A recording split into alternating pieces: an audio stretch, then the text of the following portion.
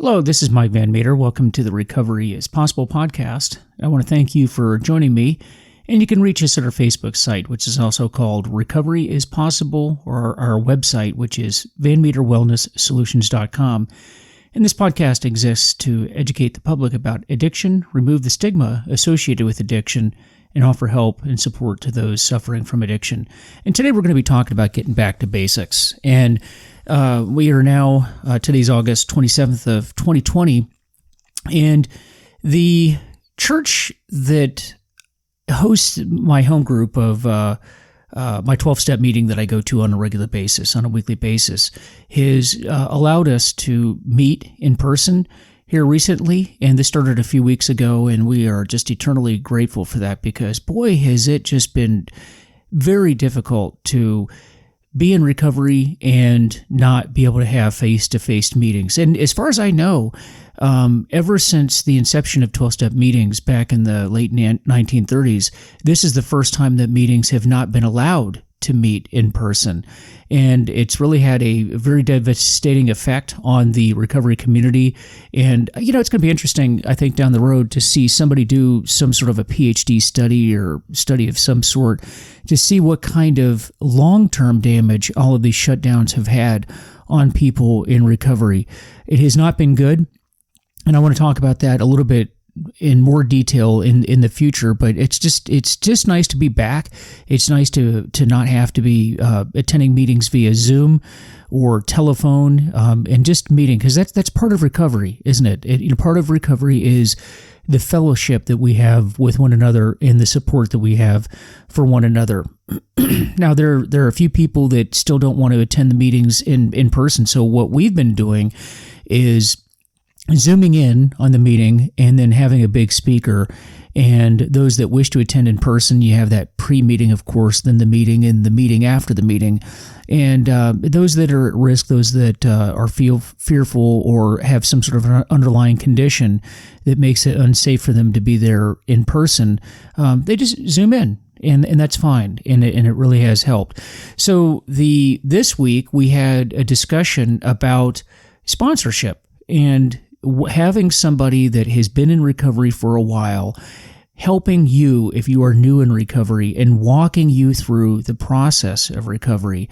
And we discussed why that was important, how that works, and how important it is to have somebody that leads you through recovery if you're new. That is so important. And if you're not doing that right now, I really hope and pray that you will find somebody in recovery that leads you through the process, because there are so many opportunities that you will miss, so many lessons that you're going to learn the hard way that you don't have to learn the hard way. The nice thing about recovery is there are a lot of people that have gone before you and I, and these are people that can help you, guide you, and teach you the lessons that they had learned. I mean, if they have a year, 5 years, 10 years of experience, even 6 months or less, and you don't have that much time, then there's something that you can learn from those people, and it's important to have sponsors. But something else that was brought up after the meeting, we got into a big discussion,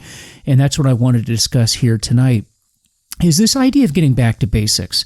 And this is actually something that I've been thinking about for quite some time, to be honest with you.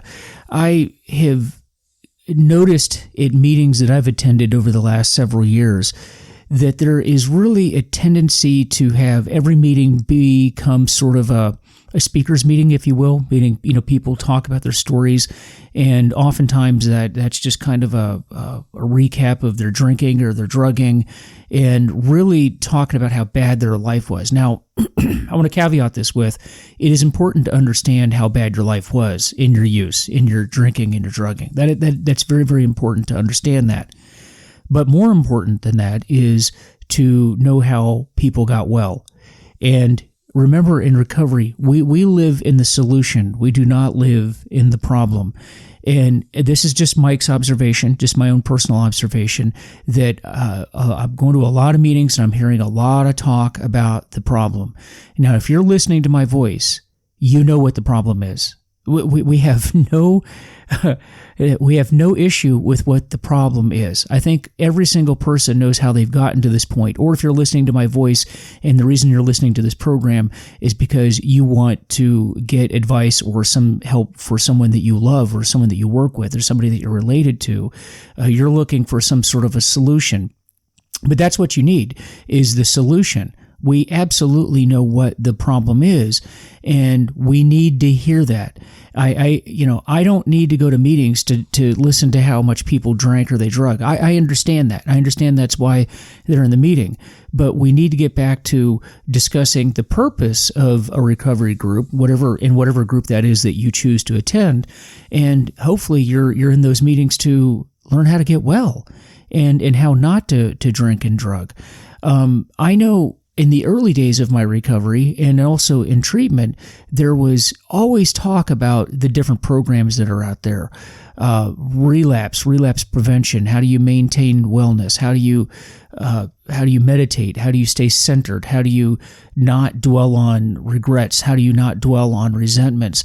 And all of those types of things that lead a person back to drinking and drugging. And we would talk about the tools that were necessary in order to do that. And I just think that that's lost right now. I think that, I am a member of a lot of different Facebook sites. I'm a member of a lot of different groups, and I'm looking at the posts that are in there, and people are always talking about how, their life sucks, this sucks, that sucks, we all suck, my job sucks, my husband or my wife sucks, and all that, and we get it. But what they're not doing is turning around and saying, but let me tell you what I learned in recovery. Let me tell you what I am doing right now to stay centered, stay focused, and maintain my program. And that's what the newcomer needs. That's what the person that is new in recovery needs to hear, and that is the solution. Remember, we talked about this before, that when you're driving a car, you drive the car by looking through the windshield, and the windshield is big, so you can see things that are coming at you. Now, you have a rear view mirror and you have side view mirrors, so you can glance up and look at what's behind you, but you glance at it. You don't stare at it. The focus is on the windscreen and moving forward. And that's what we want, the solution. Even when you go to a speakers meeting, remember the format. The format is what happened, the way that it was, what happened, the way it is now. The way that it was, what happened, and the way that it is now. And the bulk of the whole message should be the way that it is now. Here's what I'm doing to stay well. Here's what I'm doing to stay focused. Here's what I'm doing to maintain my program so I can stay sober no matter what. Okay, but we don't stay sober as long as I have a job. I don't stay sober as long as everybody in my family is healthy, or I have not had a death in the family, or I didn't get that boyfriend, I didn't get that promotion, I didn't get into that school that I wanted. Those are not exceptions to sobriety. We have to learn how to stay sober no matter what. And how does the newcomer to a recovery meeting know how to get well? By hearing it from you and by hearing it from me. So they don't need to learn how to drink. I think they figured that out. I think that's why they're there. So what we do need to do is get back to the basics of the recovery programs that all of us are hopefully a part of, and teach that newcomer on what it is that you did to get well, because they need to know that. Sometimes it seems intuitive. I think one of the problems with long-term recovery is that you begin to assume that everybody knows what you know. And the fact is they don't. They wouldn't be going to the meetings if they knew how to get well and to get sober. And sometimes it really is just getting back to the basics. And so what are some of the basics? Well, I had this friend of mine that has recently moved out of the Washington, D.C. area, but he attended meetings here, and he's originally from Ireland. And I remember when I first heard this guy speak, I really thought that it was kind of ridiculous, this mantra that he sort of had. And I didn't like it in the beginning, but I began to see the wisdom of it. And his mantra was this: I'm an alcoholic, therefore I don't drink. Not drinking is a major part of this program. Now, that seems so simple, and he used to remind us of that constantly. And I thought, well, no duh. Well, of course, not drinking is part of what the program is all about. But you know what? I think some of us forget that, don't we? Because, I'm looking at a lot of different Facebook sites on different groups, and I'm really surprised to see how many people are drinking if alcohol is what their issue is, or they're experimenting with drugs, or they're using marijuana and dabbling in it and sort of like maintaining themselves. And I'm surprised at that because that's not recovery.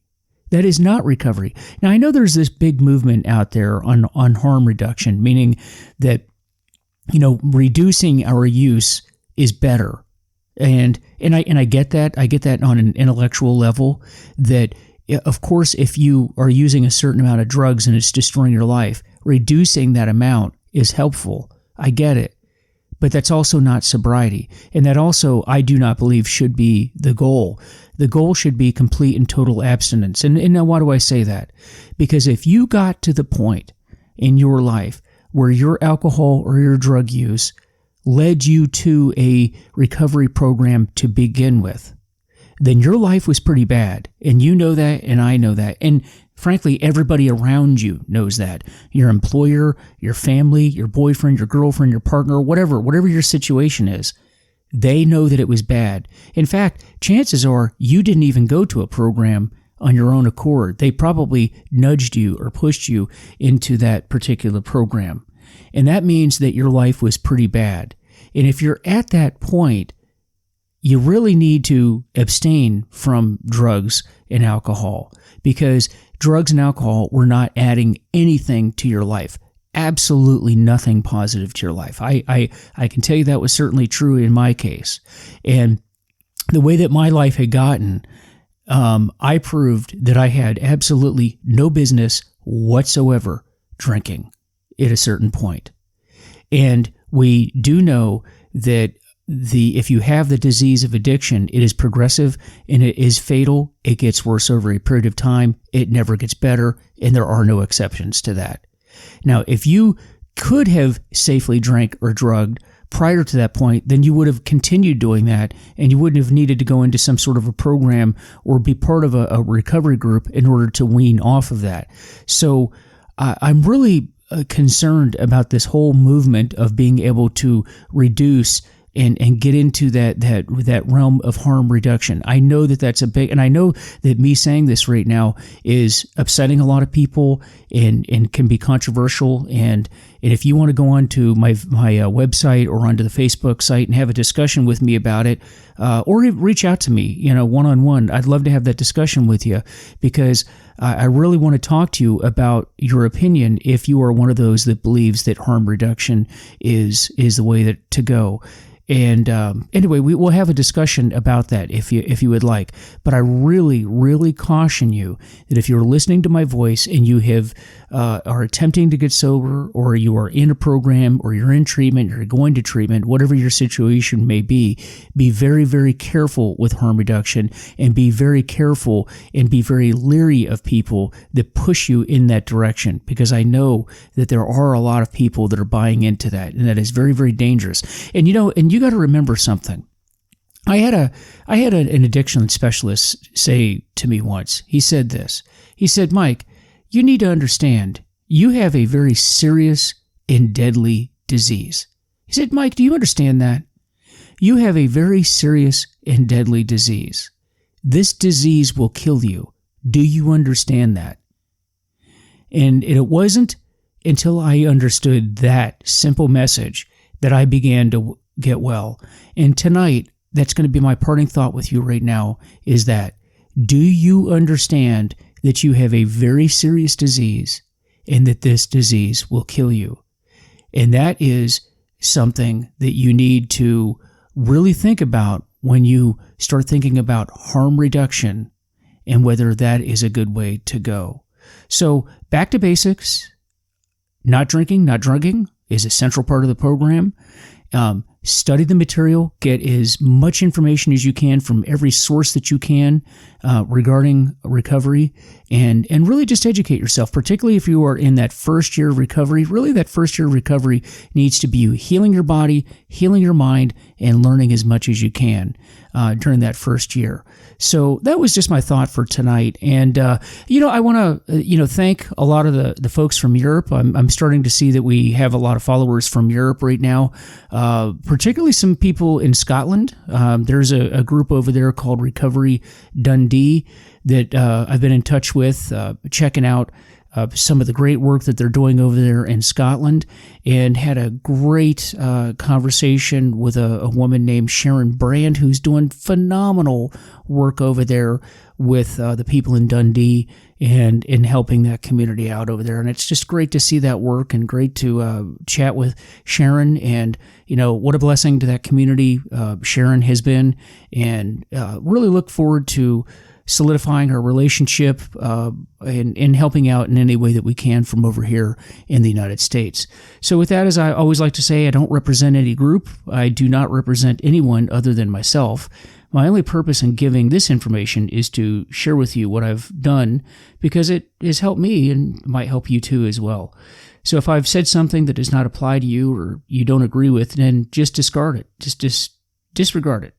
But try to take any information that you can use for yourself and help others as well. And that's what we do in recovery. We help ourselves along the way, and we help to impart the knowledge that we've gained to others as well. So with that, please, again, visit our Facebook page, Recovery is Possible, and our website, VanMeterWellnessSolutions.com.